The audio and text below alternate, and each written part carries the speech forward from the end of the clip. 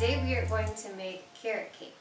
And this is a very simple cake recipe, especially once you get all of your carrots peeled and shredded.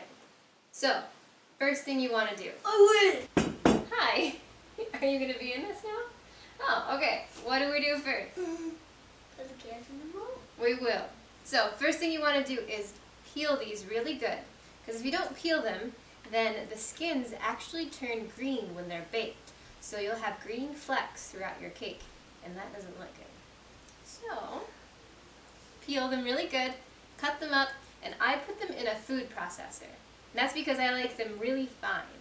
Do you want to come over here? Hi, hello. You're on the wrong side. Get over here. Ta-da! You're so tall. Carrots, shredded. Great. Next, we have... Sugar. Well, we have sugar in this giant bowl, yes. And then in here we have all-purpose flour, baking powder, baking soda, salt, cinnamon. And brown sugar? Just some ginger, actually. Smell it. Oh, yeah. Smells good. So, go ahead and dump all of that in. Here. Woof. Why? Now that we've got all of our dry in this giant bowl, we have our giant whisk, and we're going to stir it up. So we have all of our dry ingredients mixed up. We can now add Eggs. eggs. Always crack your eggs into a separate bowl, just in case you get any shell. There we go, there we go, there we go. Thumbs and pull. Nice. Perfect. Perfect. You've gotten so good at this.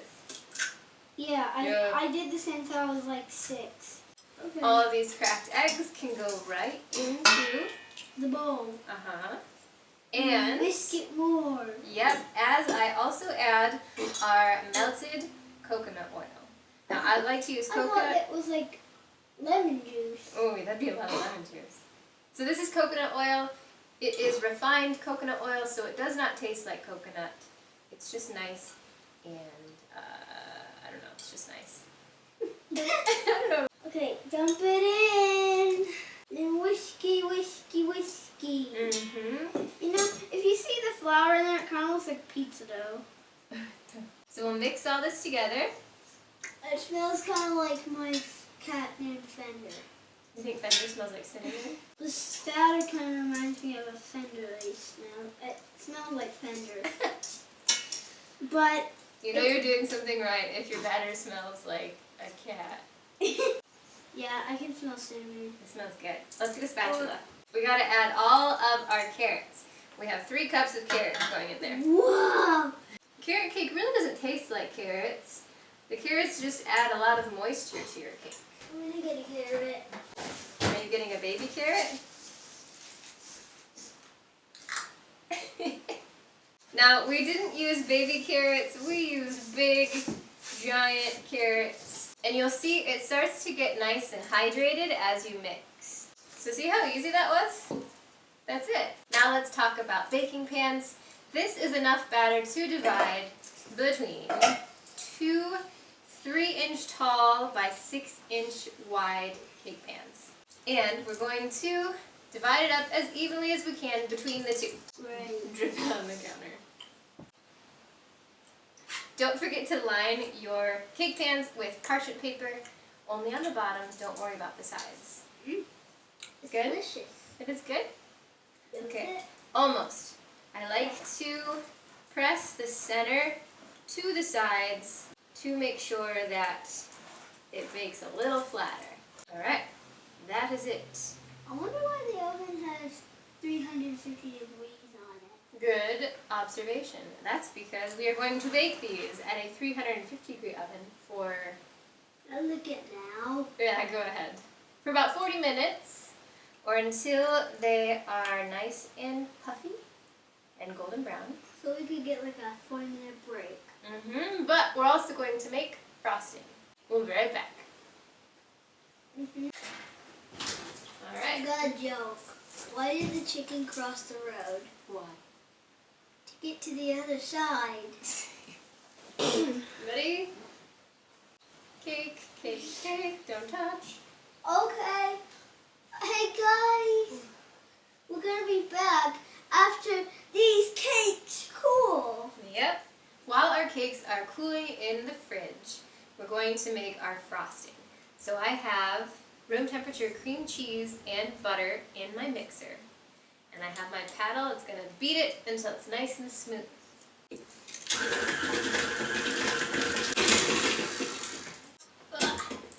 I'm going to use this to scrape everything down all around the edges.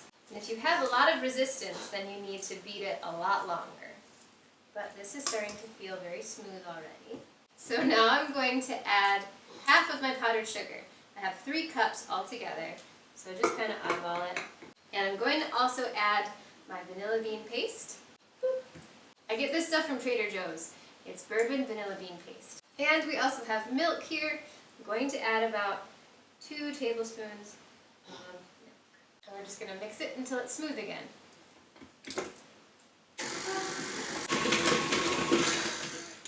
I breathed in through my mouth and I can taste it. Alright, again, scrape down your bowl. You can see those pretty vanilla seeds in there. And we'll add our last addition of powdered sugar. Here we go.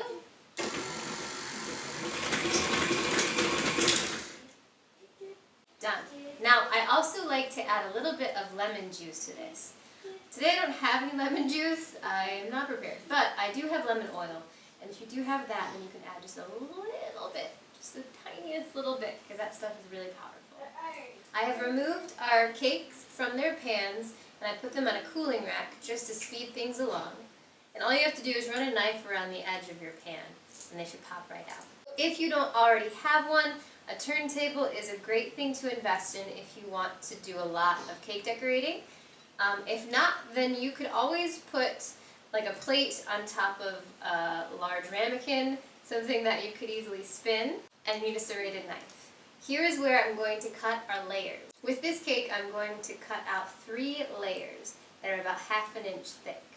So what I like to do is make those marks in the cake right now so I know how thick they should be. And then you slowly, in a sawing motion, don't go super deep, and work your way around the cake. As you go, you'll get a little bit further into the cake. And this is so you have nice, even, flat layers. Okay, now I can go all the way around. And layer number 1. And you'll do this for both cakes. Now these cakes actually baked up pretty flat, so I don't feel like I need to cut the top off at all. We're not going to waste any cake here. Look at that beautiful sponge. No giant holes at all. That means that we did not overmix. Now that all the cake slices are done, we're going to start assembling the whole cake. So, first thing is you need a no-skid surface. So you could either get one of those shelf liners, rubber mats, or a soggy napkin. Works just fine. Put your plate on there, and it shouldn't move. Next, you want to make sure that you prepare some simple syrup. And all that is equal parts water and sugar. And it's always good to have a little silicone brush. Something else that I love is an offset spatula to help spread your buttercream, and an ice cream scooper to make sure you have equal parts of buttercream in between each layer. Take your offset, grab just about a tablespoon of your buttercream, and put it in the middle of your plate. Then you want to pick the bottom cake layer, which I always pick the top layer as my bottom, just because that's never the cutest one. This is when you use your simple syrup and your brush, and just go around the edges especially, work your way to the center. And this helps to keep your cake moist as it sits. If you're not going to eat it for a day, it'll stay nice and hydrated this way. Now that that is all soaked in, take your ice cream scooper, scoop a nice heaping scoop, and drop it on the center. Now I think I'm going to need 1.5 for these, just because I've done this lots of times, and you'll learn with the size of your scoop or how many you might need. Take that offset and just start spreading it around. Now carrot cake can be a little crummy, so you want to keep your spatula flat as long as you can. The more you lift, the more crumbs you might pull off. Now it's good to have a little bit of overhang because that'll help fill in the cracks once you smooth it all around the edges. So leave just a little bit hanging off. Now that that's covered, go ahead and grab your next piece. Match it up as evenly as you can and check that it is touching the edges on all sides. And then just repeat. The top. So this cake I'm going to leave rustic because I'm slicing it to serve at Finders Keepers. So this is it for me. But if you want to cover it with that buttercream, you want to do a nice crumb coat. Use your offset here and spread all of that around and add a little bit to the top. Then you can chill it, let it become solid, and then you can easily add a nice clean coat to it as well. But that's it. There's our carrot cake. I'll see you guys next month. Goodbye. And